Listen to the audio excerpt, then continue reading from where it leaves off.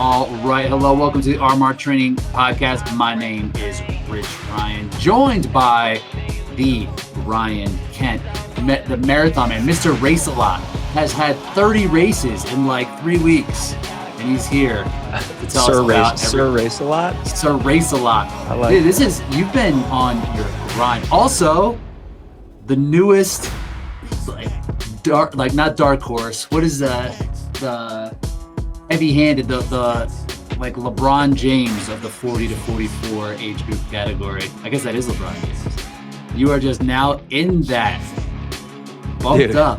How you feeling? I feel as good as you can, as you can for a 4-year-old. That's for sure. It was a huge wake-up call when I looked at my looked at my start time for Anaheim on Sunday and saw 40 to 44. I was like, now it's real. It is officially real. We are in this age group, and there's no turning back. When you told me that, I was like, oh no. Because your birthday was Saturday and you raced on Sunday. They don't waste any time. You're in the group now. Mm-hmm. I think I'm just going to lie. I'm just going to say my birthday is 87. And then next year, I was going to be 39 for a long time. And just be like, yeah, no, that's my age group. That's where I'm at. I'm sure someone out there is faking it. They've got fake ID. I wonder if you can fake it the other way. Push it up so you're like in the 45. Because they don't. I guess they check your ID right at the registration. Sometimes they did not this weekend. I don't think they're looking at your birthday. They're probably just looking at your name. Mm-hmm. So you probably could. I bet someone's definitely qualified for Worlds by like pushing their age group. It's like, I don't know. This guy is like now everyone who's 44 is like Ryan Kenton. My thing. We're out here thinking people are taking PEDs, cheating their ass off, but. Nope, just lying about their age. Just lying about their age, making themselves a little bit older. I did have a bunch of people slide into my DMs and tell me how much they were not looking forward to me being in their age group now. Did you just keep it going? Just start talking all sorts of shit? Be like, man, it's gonna be a hard couple years. When you turn 45, can't come too soon. No mercy. Yeah, I'll be there in because Houston is after my birthday. I think I'm gonna race that one. So. Yeah, we'll both be in that 40 to 4. So third place is going to be a battle. It was cool to hit 2 races in a weekend, where one was my final race in my 30s, and then the other one was my first race in my 40s. Yeah, I feel like that was a pretty cool way to kind of ring in a new decade. What else would you rather be doing?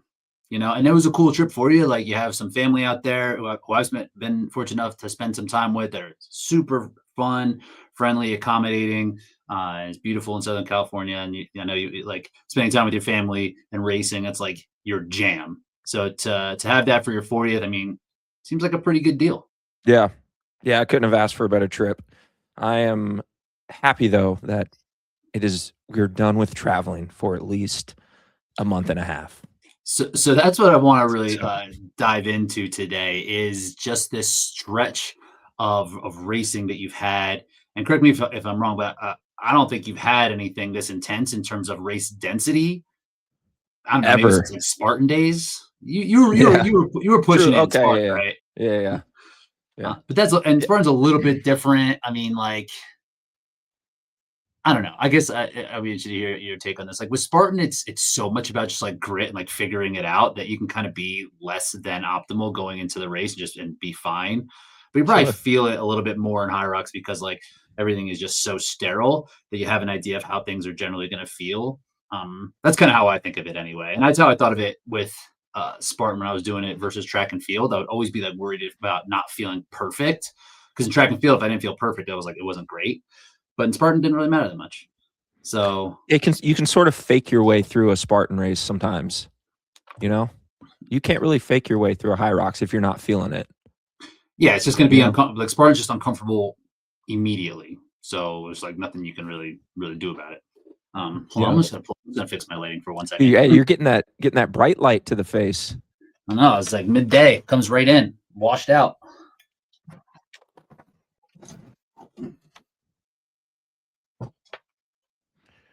Yeah, I think we've been now.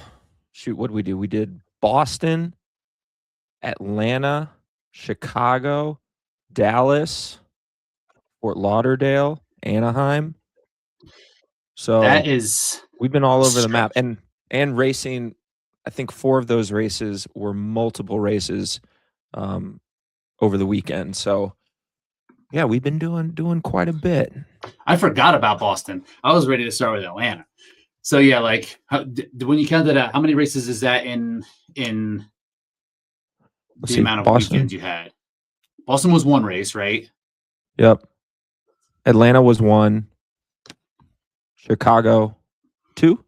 You hit 2 there, so that's 4. You hit 2 in Dallas. Dallas just 1. Just 1. That was Fort just solo. Lauderdale 2. And then God, Anaheim yeah. 2. So like 9 races. Yeah. Did I get that right? 9 races, and that was when was Boston? I think Boston was at the end of September. Okay.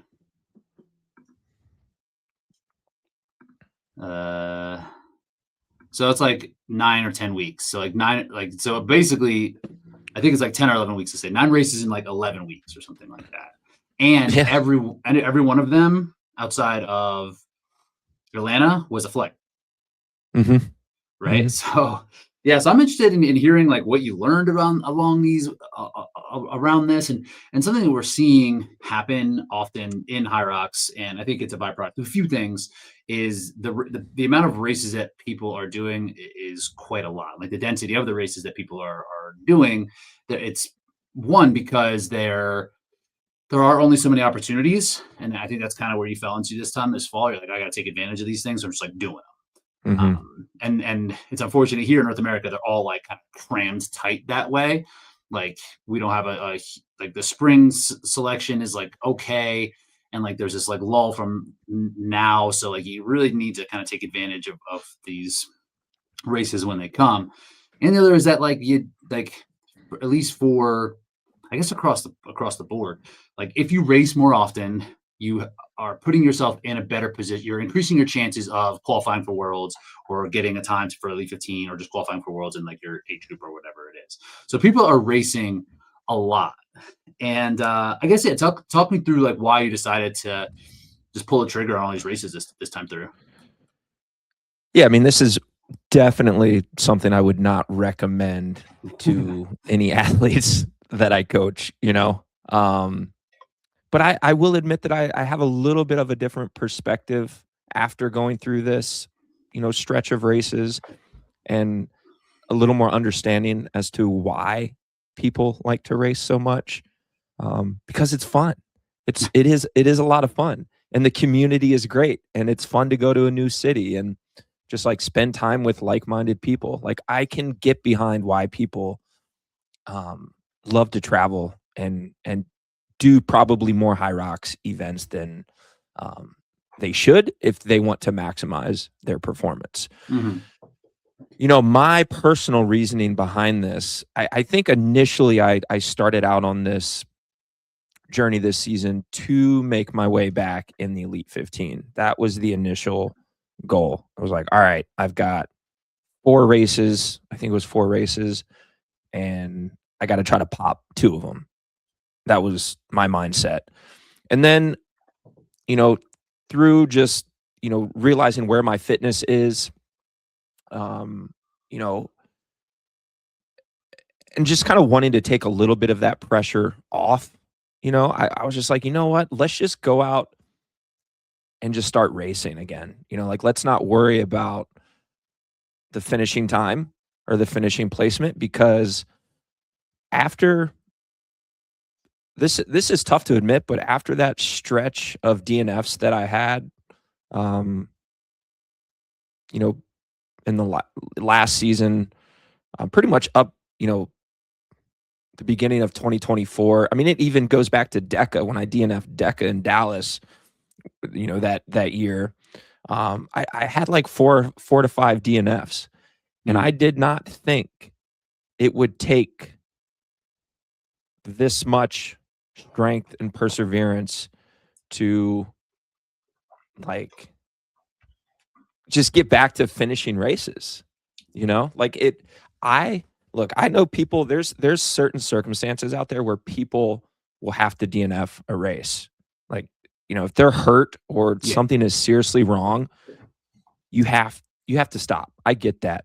But if there is nothing wrong with you, I just plead to you to do not ever quit. Even if it means you've got to like walk for a couple minutes to get your shit together and then finish out the race, because it opens the floodgates, man. And it is really, really hard to pull yourself out of that. And that's why this whole stretch of races was so important for me. Was like, I just need to get some finishes under my belt. I need to go out there and hurt and struggle and go through extreme discomfort and kind of be teetering on that fence of like, do I want to keep pushing or do I want to stop again? And learning how to deal with those emotions in the race.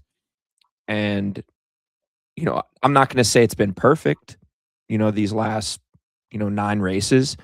There hasn't been moments in the race where it's crossed my mind or whatever, but it's essentially just gone in. It's just been a thought.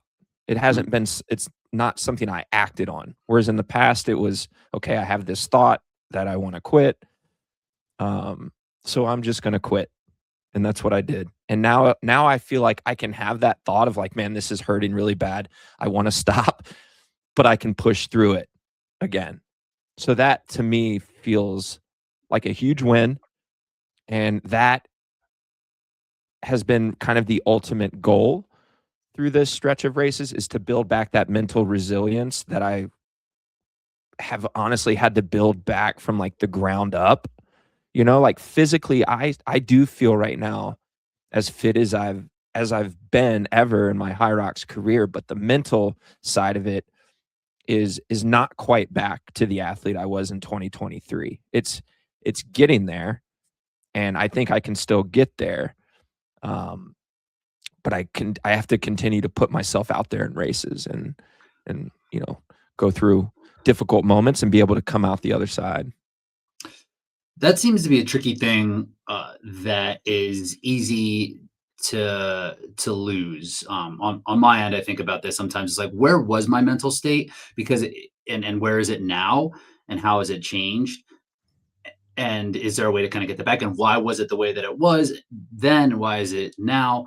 Because it's kind of like a slow change in that, right? It's like really hard in my experience to be like, okay, now I'm going to just like flip this switch. I don't think it really works like that. And like you're kind of going through this process of just like of grinding away and kind of chipping at it and chipping at it and building it back. When you say like the mental side isn't there the way that it was then, like how do you know? And like how do you like? Is it just like are you thinking? Are you reviewing things? You're just thinking about what it was, or you're like looking back at Oh, I'm old posts definitely or collecting data like on myself on every single mm, one of these races. And, I think a lot of it is just rebuilding the trust and belief in myself that I can like do hard things and I can like win this race. Like on the start line now, my mindset, for better or for worse, isn't necessarily to win the race. It's like, let's just go execute and mm, run a race that I can be proud of. Whereas the version of myself I was in the past was strictly winning and believing I could win. And you know, I'm not quite there yet in terms of like having that full confidence and belief in myself. Um, but I think I'm closer than I think, if I'm being honest. It's just a different mindset when you're at the start line. It's just not about winning. It's about like managing my effort and having a race that I can be proud of. mm. And that is a mindset that is much more relatable to the general racer, right? Yes. I would recommend most people step to the line with the mindset that you have now because the chances of you winning are low.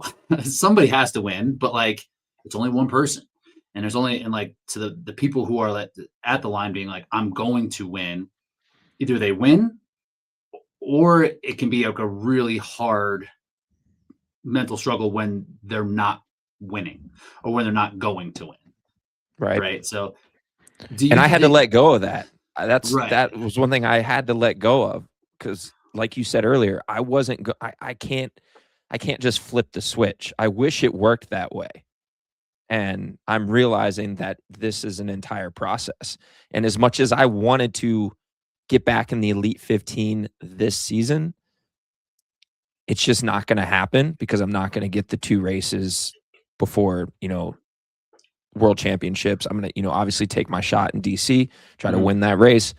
But it's like, and honestly, that has given me the freedom to just kind of relax and not put so much pressure on myself, and being able to take the time to build this thing back little by little. And I don't know, like, I feel like, if it's not this season, if I can't get back to 55 shape this season, I feel really good about being able to do that next season. So, like, I'm not really in any rush to get back to the version of myself I was just a few years ago. And I honestly, like, when I used to not win, or if I wouldn't win, I would be embarrassed. I would be embarrassed for myself. I like wouldn't want to hang around the venue and talk to anyone afterwards. I would just like dip out and go be by myself. And through this whole process, I'm just realizing that it really doesn't matter, Right. Like, Right. people aren't going to change their opinion on you whether you win the race or not. Like, you're still Ryan Kent at the end of the day. Like, if you win, that would be great. But if not, that's great too. And for me, that has been like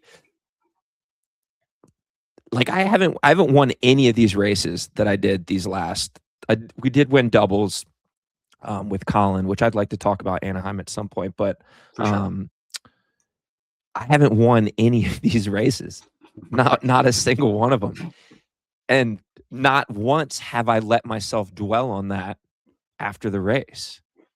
And, in the past, it's bled into my personal life, for days or weeks after that event has already passed. And I think going through this has honestly been such a blessing for me, because now I know that this all doesn't revolve around winning or even being in the Elite 15, like it's just some stupid thing we're chasing, It really doesn't. It's like not even like a real thing. A lot of the times, like the perception of ourselves and how the race results reflect that.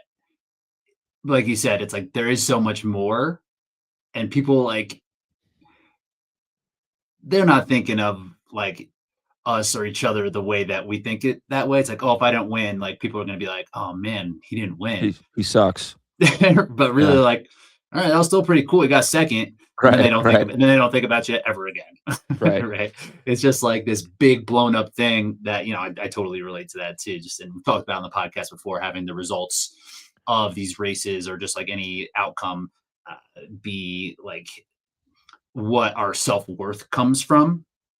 And it sounds like the major difference that you're experiencing is like that's not really hanging on as like hard as it might have, right? Like I'm sure there's still pieces of it in there. Like I definitely still Yeah, experience that as well, and yeah. it's just like part of it, and it's not going to go away.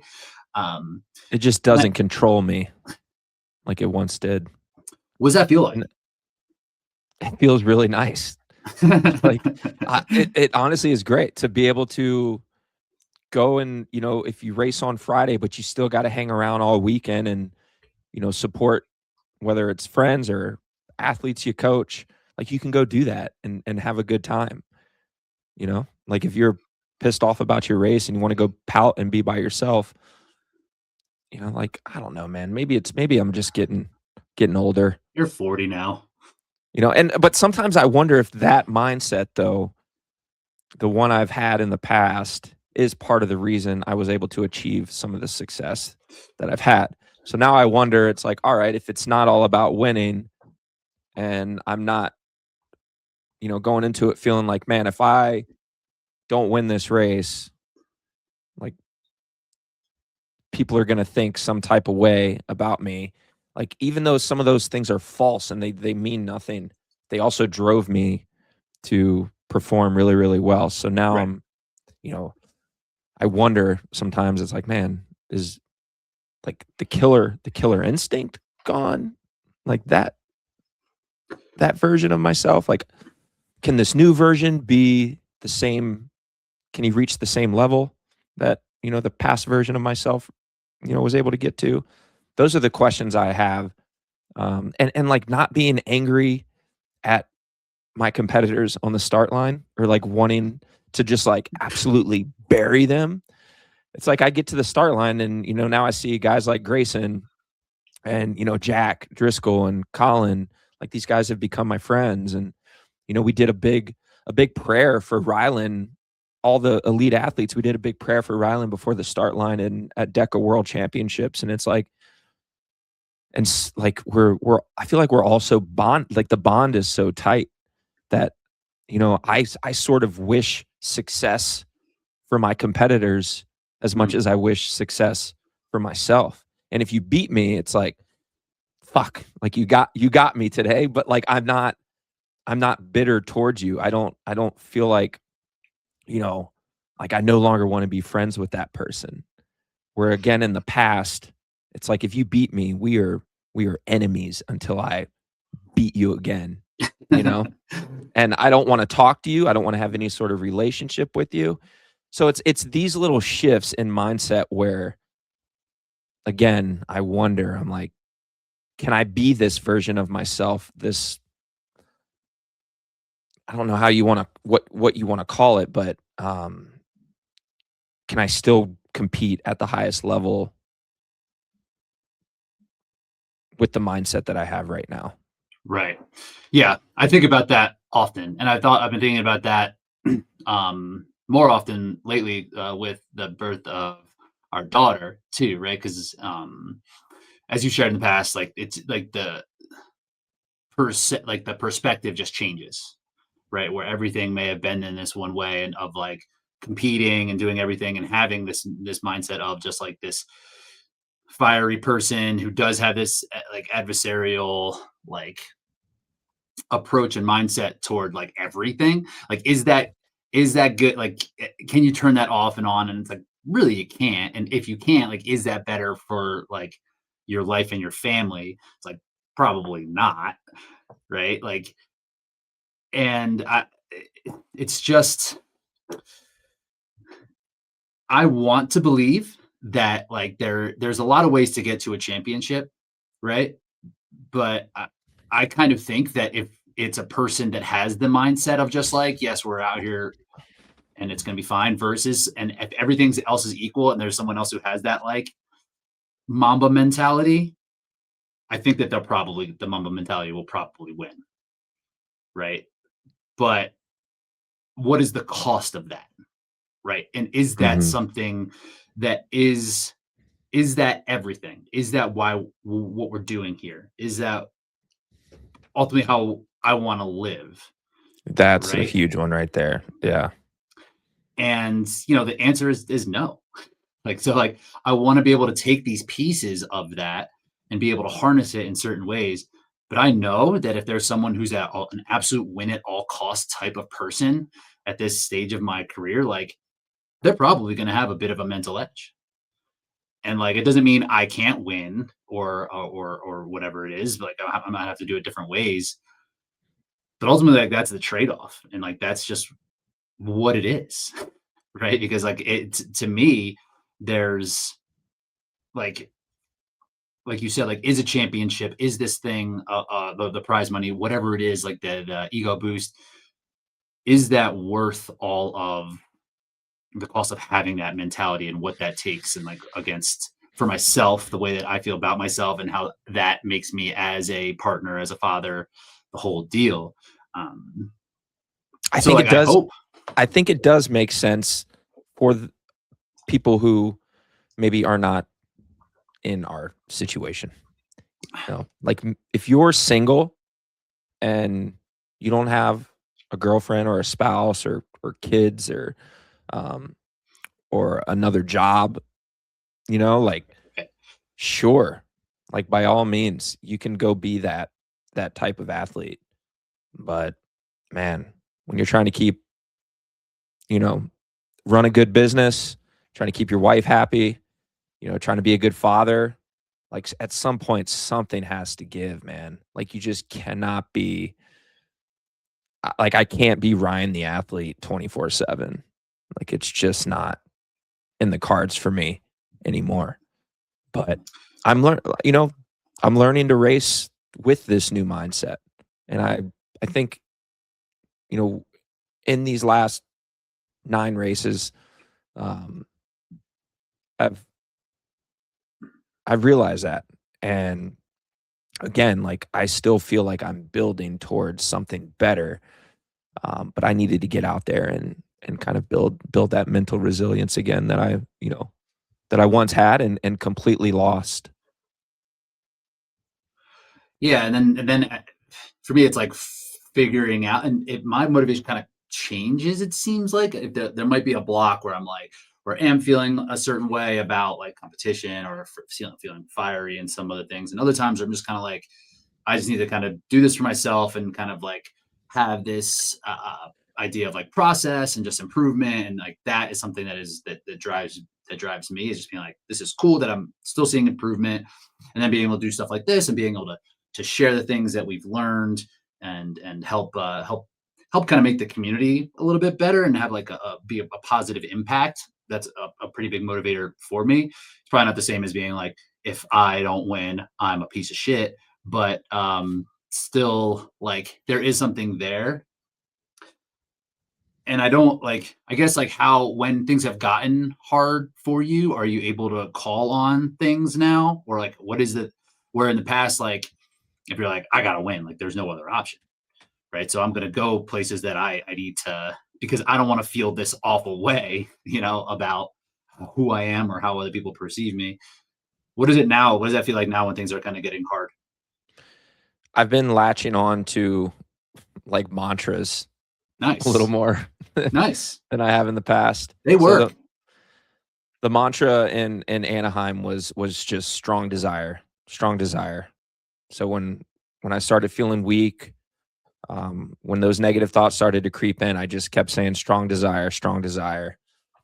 Um, and in the past, I really thought the motivational stuff, whether it's having a mantra or listening to a motivational speech, um, that kind of stuff was corny, like was always kind of corny to me. Right. But now it's just been extremely useful and helpful, and um, something I'm obviously utilizing in my racing right now. So yeah, I think it's been helpful for sure. It can be super helpful. Well, one, it just like replaces the thoughts, right? Like if you're thinking, if you're just like doing this mantra and having this one thought, like then the negative thoughts are kind of drowned out a little bit more, right? Hmm. Or at least you can kind of go there, have like this a mantra or mental like image or something that you can kind of call back on when things get hard, just so you're not like fighting with yourself. And yeah, and most people, they aren't like they don't start at win at all costs the way that we have been, right? Right. So like there needs to be something that is going to occupy that space when things do get hard, and being able to understand that they can overcome and do hard things. Uh, the mantras are really really helpful from that perspective. I was cheering on a guy that I coach in Anaheim. Shout out Dan Henry. He's in the 65 to 69 Let's age group. go. Savage. Um, I was yelling at him on the run course, and on one of the times he ran by me, he looked like he was suffering a little bit, and I just yelled out. I was like, "It's supposed to hurt, okay? It's supposed to hurt." And he told me after the race um, how much he appreciated that and how it stuck with him for the Mm. rest of the race. So that he just kept saying that when he was feeling bad, he's like, "It's supposed to feel this way. This is Hurts for everybody. Yeah, yeah, and it's like it's I can do it. temporary. It's gonna go away shortly, But remember, like if you're pushing yourself for a PR, if you're not out there just looking for a good time, like you're probably gonna be suffering at some point in a HYROX. So just repeating the fact that, hey, it's supposed to hurt. You know, sometimes that can be actually quite comforting. Like it's supposed to feel this way. I think it's Josh Bridges that said the CrossFit athlete who's like in training, if it starts to be uncomfortable, like good, like it like if it gets uncomfortable, like good. That's like that's the point. Like, yes, this is, I'm doing what I'm supposed to be doing. Good. I'm glad that this feels bad. You know, and that takes away a little bit of that, how scary it can be, and how uncomfortable it is. We're like, okay, good. Like this is this is what we're doing. So we're going to do it. Yeah, so that's interesting. I've also been, you know, I start my watch every race, and when I look at my watch now, you know, there are times when I'm looking at my run splits every lap, because I'll hit like my lap button just to kind of keep myself honest as I'm running around the venue. But mainly I'm looking at it, and I know that roughly these races are going to take me anywhere from 55 to 60 minutes. So when I'm looking down at my watch, I'll look at the overall time, and let's say I'm like 20 minutes into the race, I'll just tell myself 35 minutes. Like I can do anything for 30. This is over in 35 minutes. Like I know it's hurting now, and you're like, we're in it, but like in 35 minutes, this is over with. In 12 minutes, this is over with. And just looking at it from that perspective, rather than being like, oh my God, like I've still got to do 5 more runs, burpee broad jumps, row, farmers, like wall, like the whole thing. But just looking at it like, oh, I've got 20 minutes left. It's really not that bad. Like I can do this. Yeah, so that's something I've been doing a little more lately too. Yeah, I really like that one. I would do. I had that a couple years ago there, because it's just how uncomfortable it is after burpee broad jumps. I just kind of like mapped that out. I think it was like 28 minutes or something. I was like 28 minutes, okay. And then after every station, I was just basically subtract 4. It's like, okay, 24 minutes, we're fine. We're like doing these chunks. But yeah, I like that one a lot. It's like, yeah, it's like in the scheme of things, even within your day, 35 minutes is like, isn't that long. An hour isn't that long. Right. You know, I thought about that with doing a marathon. I was like, all right, like, yeah, this is like 2 hours of my day. It's like, whatever. Like, I'm going to like go to Chipotle after this and have like a whole day of it, you know? It's so cool. Yeah, I like that. Like, and just like finding ways to normalize it and just be able to control the thoughts seems to be something that's been pretty helpful. So let's go through these. Let's go through these races. Sure. First one. I would go ahead. No, go ahead. What are you gonna say? I was just gonna say, with the exception of Atlanta, and I guess with the exception of Anaheim, but according to RoxOp, Anaheim was 3.5% slow, which we can get into that. But if you subtract Atlanta, every single one of my races that I did was an upward trajectory. I got better every single time. And Atlanta was kind of an anomaly because of the sled situation. That was the sled situation, right? And that kind of got a little wonky in the middle there for you. And there's a farmers. Yeah. That was a whole disaster. And you gotta have a disaster every now and then. And I guess when you're racing so often, like it'll probably just there's gonna be something like that, but then you're just right back on it, so it doesn't matter as much. What you got? Would you pull out high results? I got high results up. Let's go. Anaheim that course though. What in the world? So, according to RoxOp, which we love the crew over there at RoxOp, holler. It was 3.5% slow. So if you do 3.5% of our doubles race, it actually comes out to 49:31. And then that much. Yeah. Oh my God. And then 3.5% of my solo time would have been 56:49. So if we look back at, Boston started the season off with a 58:31, right? And then went to Atlanta, ran a 1:02, which I'm just going to throw that one out. So what's your slowest time? I'm on high result. Let me see where your slowest time ever is. So you ran 62 that year in Chicago when you blew up, when you were like, I'm killing everybody. That Vegas Elite 15 race was pretty bad. When you got 106, second? 106.55. No, it was when I finished dead last Oh, right, right. Oh, the in poopy Vegas. race. Yeah, yeah. Yeah, that and since you ran 66:30, 66:26 in your first race ever. Okay. Okay. So yeah, so 102 is bottom half Yeah. of okay. So So Boston, you and came in. Okay, go ahead. What do you got? yeah, 58:31.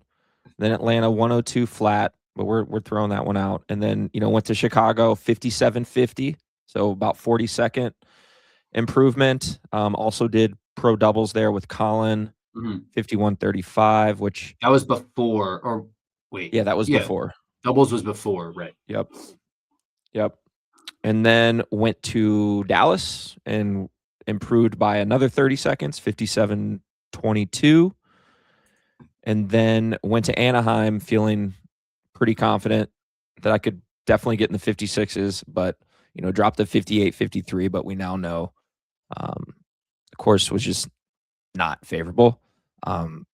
Very easily that could have been, a sub 57, according to Roxop again. Not Mhm. perfect formula, but I think there's enough evidence across the board from Anaheim that like Just the eye test, it was like, what?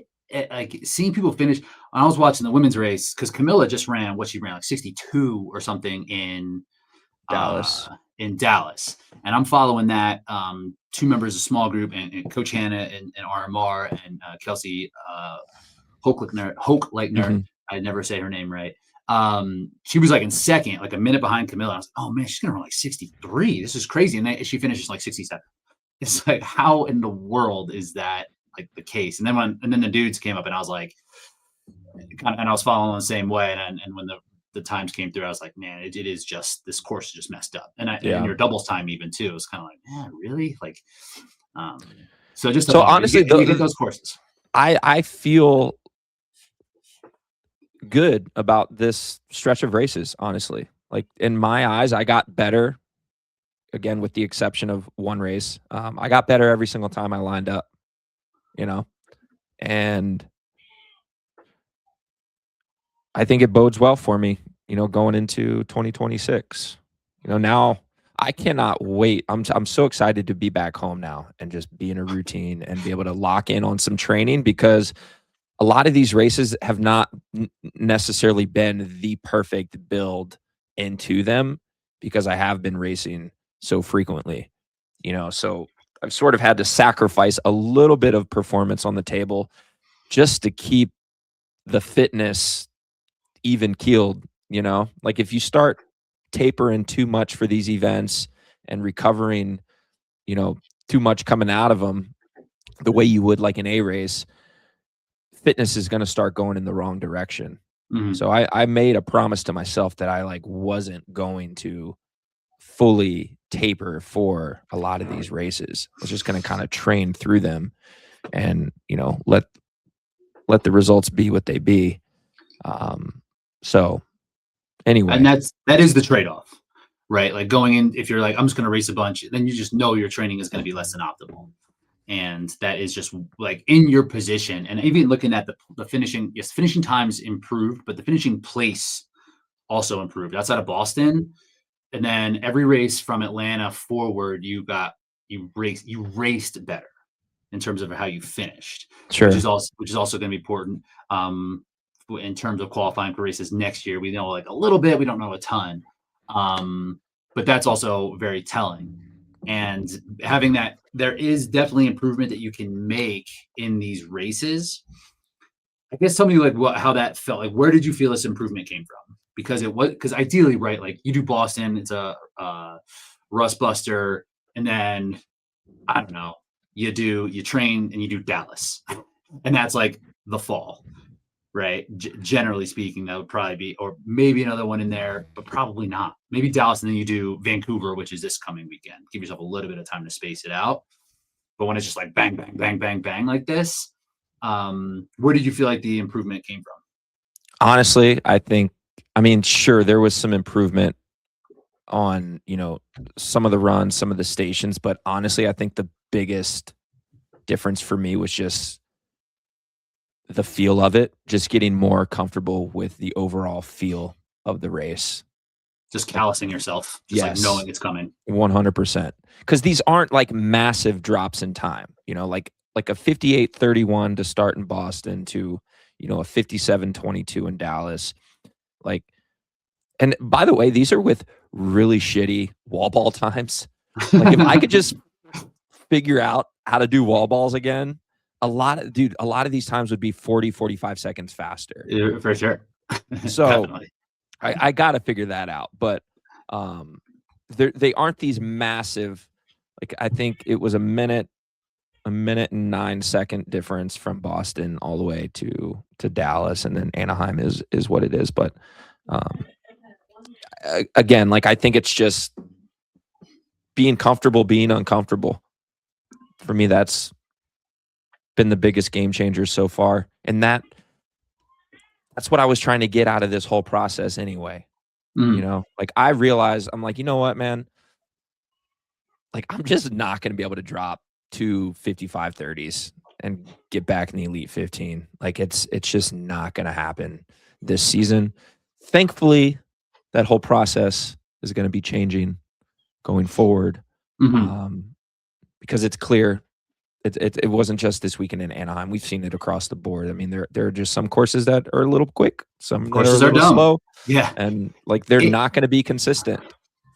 And in the United States, especially, right? Like, Chicago is the only course that is going to be fast. Like, that's just it. Like, if you're going to run a PR, like, it has to be in Chicago. And if for whatever reason you don't, like, then the rest of the time is like, it's going to be like, we've been to Anaheim a bunch of times now. I've been to Dallas a bunch of times now. Like, Vegas and Phoenix, they're at 1,000 feet, right? It's like not nothing, but it's like something, right? It's like not bang at sea level like these other ones.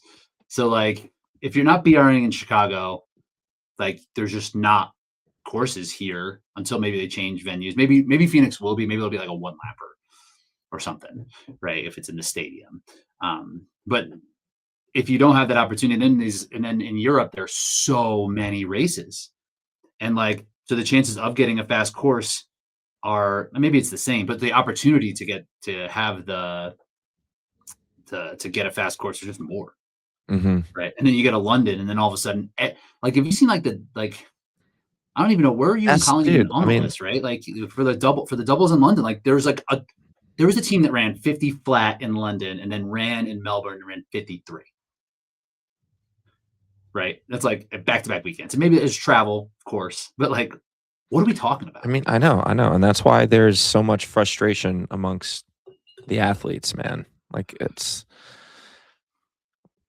I've been texting Colin back and forth, and we're just like, dude, if we could have just had somewhat of a favorable course, we would be in the Elite 15 right now in doubles.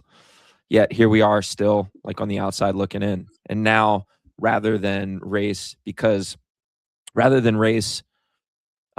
individual in Phoenix, we have to put our chips again into doubles because they're on the same day. They're oh no, really? They're essentially back to back. So we have to choose. God. So now, rather than going to Phoenix and looking forward to, putting another strong individual time, we've got to go and race doubles again. So you're going to hit doubles? Yeah. Well, I mean, this time should be good enough to get into, and then that would be would you go to Warsaw? If we don't win DC. If you don't win DC. Yeah. Okay. Because then you would need the time for Warsaw. You're good for DC. Right. Like, we could technically just put all of our eggs in DC's basket. And if we don't win, maybe we still get a strong enough time to get into the Elite 15. Or we could go to Houston, take one last shot in Houston. But I think we both feel like we want to run that back again. Cool. We're kind of learning each other's strengths and weaknesses a little bit too. Like, our station strategy was a little bit different in Anaheim. Like, dude, the execution was just like on point. If we can get to the point where we can run our 1Ks like 5 seconds faster, so roughly 40 seconds over the entirety of the race, I honestly feel confident that like we would be tough to beat against against anybody. The way that we can put out, I know the stations don't show it in Anaheim, but I promise you these zones were massive. And that's why, it'll show the ski erg is like 3:45, but it's like, dude, we did the ski in 3:10. We were just Right. running in that zone for 30 some seconds. Heard that about the row too. The row was all wonky. The row super was long. wonky. Yeah. So yeah, like and you know how it is with doubles, man. You and Pelayo have raced together many times. Like, it matters having experience with your partner, And I So was watching the doubles in Melbourne, and I was like trying to see how everyone else is doing their stuff, because teams do race doubles a lot. So I'm like watching. I'm like, what are these tactics here that people are doing in terms of like trading back and forth and splitting up the stations and stuff like that? Because it's definitely going to matter for doubles. Like, it is what just did going you to be I haven't industry. watched that race. What did you find? Any glaring I was takeaways? looking. I was trying to figure out lunges, because it's not, when it's like a regular race, the partner can't just be like right behind them and just kind of like kind of put their head in, scoop it, and get it onto their shoulder. But like, I feel like the trade-off point makes sense, and maybe you could just trade off before the turnarounds. But because there's like 4 turns, I was like, how do you? Does it make more sense for the person just to like put it on the other person, then turn around, or is it kind of like flipping back and forth? So I haven't really decided, but I don't think somebody finishing and then the partner getting around to the behind of the guy who has the sandbag and then scooping under at a transition zone is the move. Um, so I'm not sure. I'm honestly not sure. And like farmers too, it's like, is there inefficiencies somewhere in farmers? Is there inefficiencies somewhere in burpees? Um, but people are gonna play around with it, so it's gonna matter. I think ideally on lunges, you would do it, maybe the person does a little more than a length, maybe a length and a third, and then you switch in the middle of the actual Right. So flooring. you can do that kind of like Yeah. that kind of transition. Yeah, you're probably right. You're probably right. Those races are good. You should check it out. It's good for zone. Well, you've been doing stuff, man. You've just been like, I was caught up on the individual races, which mhm. that honestly seemed like a legit course for an Elite 15 race. It wasn't like incredibly fast. Like, we've seen most of these Elite 15 venues, like, people are dropping, 53s on the men's side, 56s, 57s on the women's. Like, this wasn't a crazy fast race. And I don't think it really had anything to do with the fitness of these athletes. I think it was just a fair course in it terms was of it like an was the Elite 15 same. course. It was the same setup as Hamburg. Like, exactly. Dudes in Hamburg were just faster. That's it. So it was like 4 laps or whatever, 5 laps, something like that. It was the exact same setup. Let me see. Joanna ran Every 58:22 in every Hamburg. twist and turn was the exact same. Yep. It was the exact same layout. Even like that funky farmers, how it kind of picked it up on the outside, you didn't have. It was the exact same. Dudes just weren't as fast. Okay, Mm. that's it.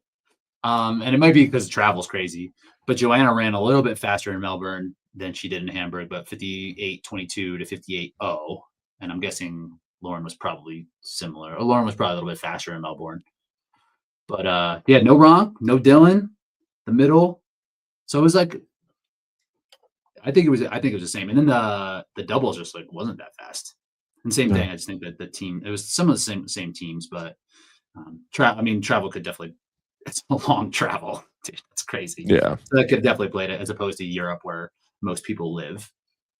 Um, but yeah, we're thinking that apparently they were told in Melbourne that there is going to be a change in the system. We kind of heard through some leaks here or there of what it's going to be like, but it is going to have to do with racing your way in. I don't want to go too much into the details. I don't exactly know if I have them, but racing is going to matter. Where you finish is going to matter, and your time is going to matter, like not at all, which is great. Yeah, I think it's better for sure. It's not a bulletproof system, but it's better. No, it's definitely not bulletproof, but it is certainly better. So I guess we talked after Boston a little bit. We talked after all these races, just kind of seeing where you're at. And after Boston, it was like, okay, we're out here again. That was like a good kind of jumping off point for you. Mhm. And then were there any lulls? And Atlanta again seemed like you got good spirits after that. And you're just kind of like things you can't account for. Yeah. Shit just kind of happens. Um, But like I think that was another one where it was bad, but I took a massive takeaway. It's like, okay, I'm not even going to break 60 minutes today, but we're still going to go finish this race. Whereas in the past, that hasn't been the case. Like I would have just walked off the course. So being able to accept my fate, for a lack of a better term, and just, you know, be like, all right, well, let's go get this done. Like if I was doing a workout right now, I wouldn't just like walk off from the workout. Like I would finish this out, you know. I know what's happening right now is not a good indication of where my fitness is. So let's just get it done and like move on to the next race. We've got a bunch coming up. Like that was how I took that whole race weekend. And it's probably nice to finish a race like that and then realize like, okay, nothing's different. Like nothing's changed about me. We're all good here. So you can take that in and yeah, and having that perspective, be like, yeah, whatever, it's not a big deal. Got a good training session, and if nothing else. And I do believe I'm not far away. I could be one race away from like popping a 55. Like it's right there. You know, I was a little more aggressive in Anaheim early, which I'm sure I banked some time in the front half of the race and then gave up some time in the back half of the race versus other races where I, you know, managed the effort a little bit more evenly across the board. But I just wanted to go race again. Like these last couple, I've just been time trialing or just focusing on myself and executing my race. And Anaheim, I wanted to like be in the mix a little bit more. And, you know, myself, Grayson and Jack pretty much up to lunges. Like we were all within like 30 seconds of each other. You know, like the gap never really stretched too far until there, you know, the end when my wall balls went poorly. And then Grayson actually came into wall balls, I would say 15, maybe 20 seconds in front of me. And then I get in there and he's just like standing there. I think there was like one rep on his board. And I'm like, what is happening right now? A part of me like wanted to be like, dude, are you good? Like, what's up? But then the other part of me is like, we got to finish this race. I'm taking you down, you know? So he ended up, I'm sure you saw he did not finish the race, but like we were in a battle and that was fun. And I'm like, all right, man, like this is racing, man. I came out on the short end of the stick, but man, we stuck our nose in it and we went for it. And I think in order to get back to that real competitive version of myself, this is the style of racing that I have to get comfortable with again, like getting out a little hotter, being uncomfortable early, and then just dealing with it for the entirety of the race. Whereas some of these other races that I've done this season, it's like, okay, let's prolong going to that dark place for as long as we can. But when we go there, when it's time to go there, you know, we'll go there, but maybe it's for, you know, 20 less minutes than what I dealt with in Anaheim.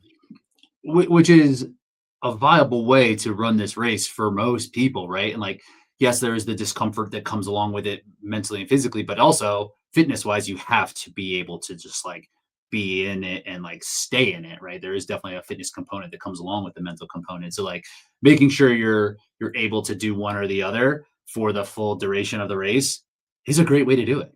and then exactly how you made that progression. It's like, okay, then you can start to optimize. Then you can kind of like maximize. It's like, okay, now like can I be uncomfortable for 30 minutes? Can I be uncomfortable for 40 minutes and try and figure it out that way, as opposed to just banging your head against the wall and being like, I'm going to go out because this is what, and like, yeah, when you excel, you run hard, you ski hard, you push your sled hard, and you're just like in it.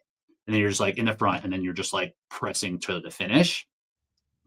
But like, if you just did that over and over and over, like it might, and that may have been where you were, right? It's like, I'm just going to race how I know what to race. And it just like, weren't able to kind of stretch the whole thing together. And now you're kind of working it backwards. Like, okay, we've got the full thing done.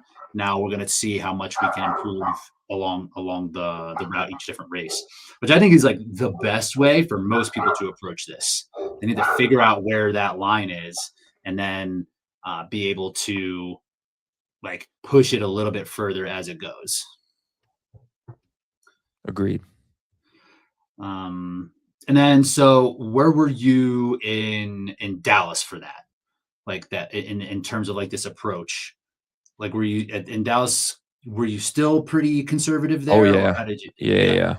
And it's been hard. It's been really hard to just let a lot of these guys go on that first run, and then getting onto the ski and knowing I could probably pull 4 to 5 seconds per 500 meters faster than what I'm doing right now. But like we're playing the long game here, you know? And then getting to sled push, another station that, you know, in the past has been a weapon of mine, you know, like I've always been really good at the sled push, sled pull.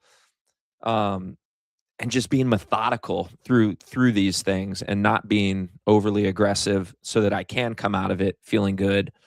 But I'm coming like a lot of these races, I'd come out of sled push and I'm like 30 to 40 seconds back from a lot of these guys. And I, you know, I would gain some of that back at the sled pull. And then crazy enough, a lot of these races, I actually was like back in the mix after burpee broad jumps. Yeah. Because Which is again, awesome. That was like that was the station. And right. again, when you were like before, that was a station where you'd always do really well, and then it was this kind of like the mental funk there. So it's been awesome to see you be like, okay, you come into burpees and you smash it, and you're back in the race. And then it's like, okay, here we are. We're in this. And now I'm starting to think, I'm like, man, if I can get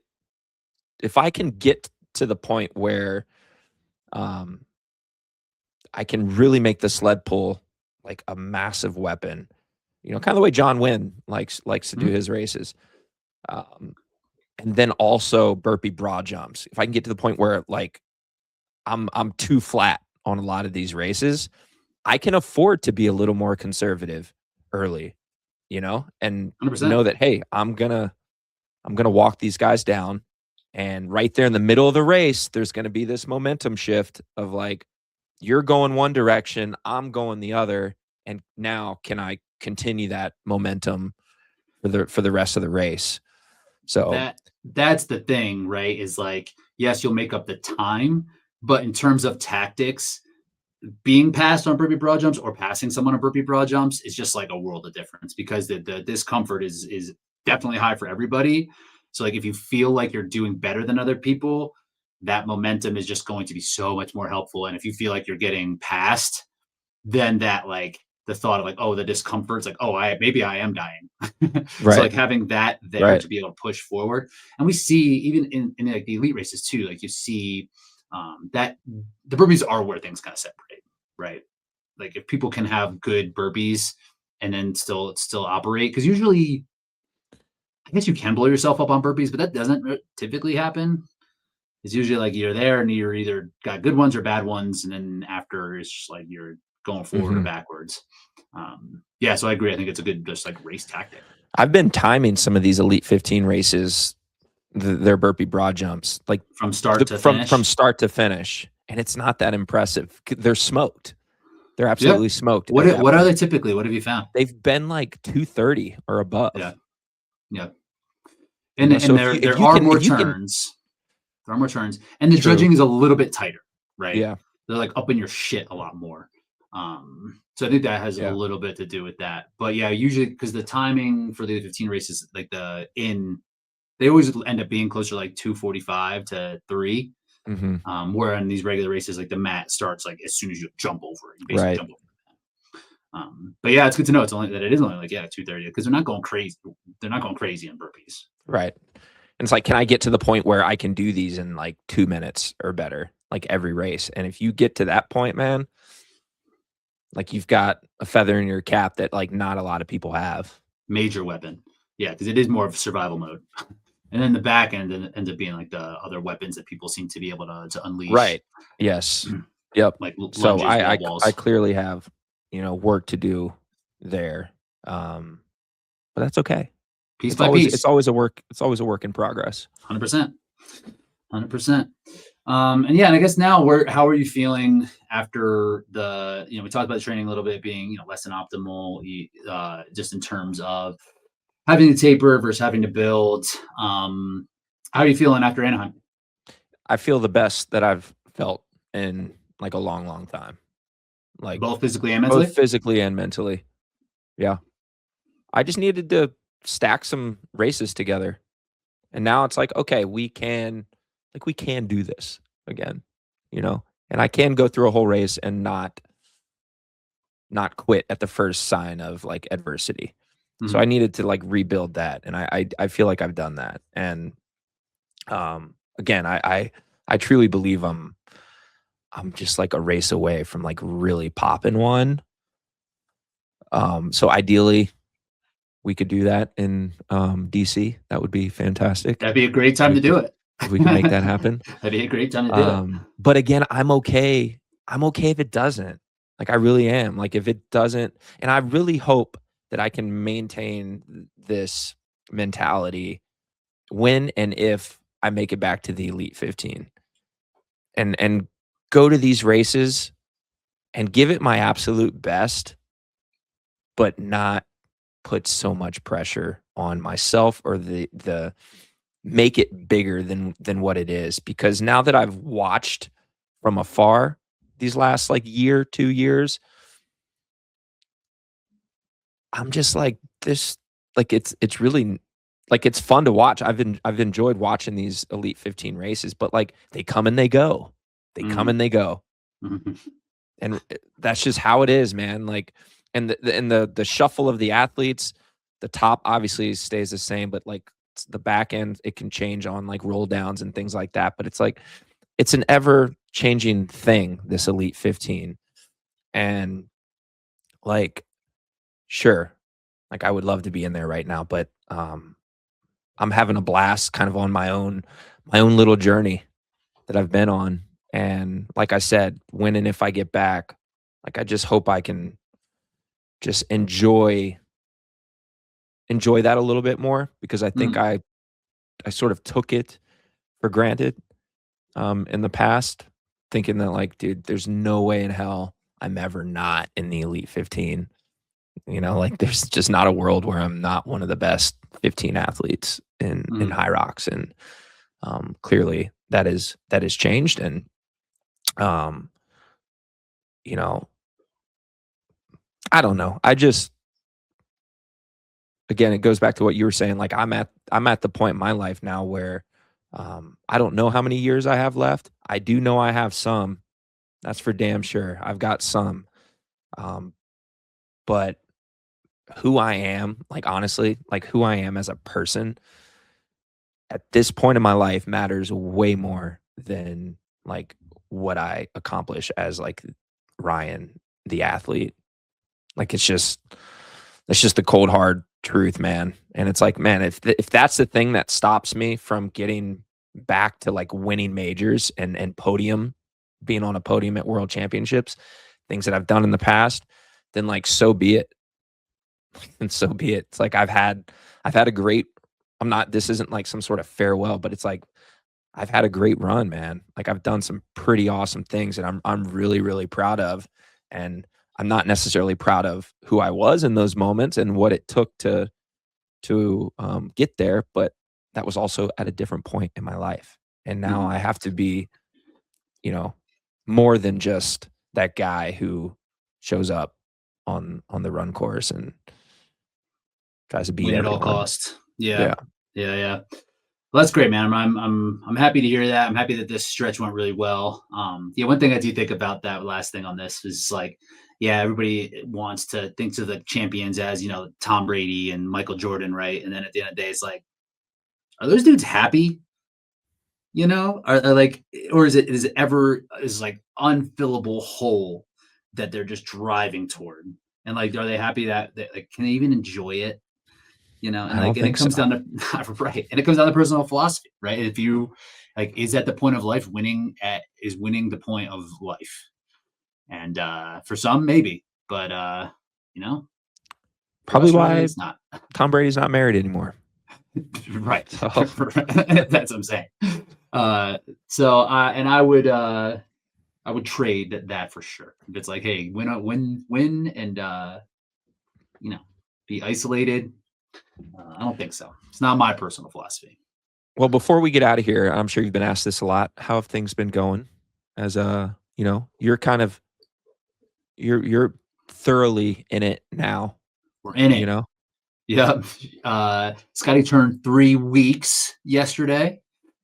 So like the sleep has been like that was my main concern was like I just thought I was gonna be like a zombie, but like we go to bed at normal time. I wake up 4 or 5 times throughout the night to change diapers and whatever, and then I just sleep way later. Like I'm like the amount of time that I'm in bed is like or in and around bed is like 10 to 11 hours, and I get the 8 hours within that time, which I'm fortunate to be able to do because there is no second child. There is no clock I have to punch necessarily. So I feel pretty good. And like I've been able to train. I'm got a healthy. good Like my good system going here. system's working out okay. You know, she's getting a little bit more to like, because they cry more, right? As they get a little bit older for a bit. So she's starting to be a little bit more fussy and just trying to figure out her cues. But yeah, system's working out like not bad. So we're good. We're not feeling overwhelmed, which is Good. great. Maybe little patches here or there, but there's not like this consistent like overwhelm. Amy and I are good partners, and she's just like awesome. She's like physically, mentally strong. So that's very helpful. But yeah, man, it's good. And now it's like uh, I knew that a lot of things that I was going to be worried about, like I knew like when it came down to it, like that I would look back and be like, oh, that was silly to think that that would be an issue. And yeah, now I'm thinking that I'm like, nah, there's like no, there's like, I don't wish it was any different. Like Yeah. this is the way that I'm happy it being. But yeah, newborn phase, it's like it's cool, but like I can understand how it's going to get cooler. Yeah, yeah, for sure. I mean, dads can only do so much in this phase too. So I basically just get screamed at by the baby whenever I'm yeah, like around. I right. just like pick her up and she's like, I don't want anything to do with you. I'm like, well, Yep. I'm changing this diaper. So I just do all the stuff that she hates, the booger sucker Oh yeah, yeah, and stuff like that. yeah. So Good for you, dude. Hell yeah. we're hanging That's in. awesome. We're Dad's hanging in out there. here fucking getting it done, baby. I'll be in that 40 age group here in no time. The Come guys Houston. the guys on the podium in Anaheim all brought their like kids up on the podium. Like, this is where we're at in life right now. That's it. That's it. All right, cool, man. Well, again, glad that this stretch of races like paid off, and then you kind of seems like you got a lot out of it that you would hope for. I know you think kind of coming into it's like ideally you'd knock out those 255 mids or whatever, but you're on your way back, right? Yeah. Like you are thoroughly back. You can execute now, and this is a really good foundation for the spring season. For sure. Appreciate it, dog. Yeah, well, we'll see you then in Phoenix, baby. 6-ish weeks. Let's go. Let's go. It's happening. Are you running again? I'm back, baby. I'm not like I'm doing a little bit. I ran 45 minutes yesterday, pain free. So I was able to do about 6K of interval work on Tuesday within some compromise running stuff. So we're going to be back. Running's a little bit harder than it was, but I got time. All right, dude. All right. You don't. Hey, you better punch your ticket there. You don't want to see me in DC. That DC race, man. I really don't want anything to do with qualifying in that DC race. Crazy, dude. It's gonna be crazy. Yeah. So I'm hoping Phoenix. I'm good to go. Cole qualifies there too, right? Just get the North American. Just open up some spots, right? Yeah. And then that would be great. That'd be sick. All right. Sweet. Word. Talk to you. Peace. Later.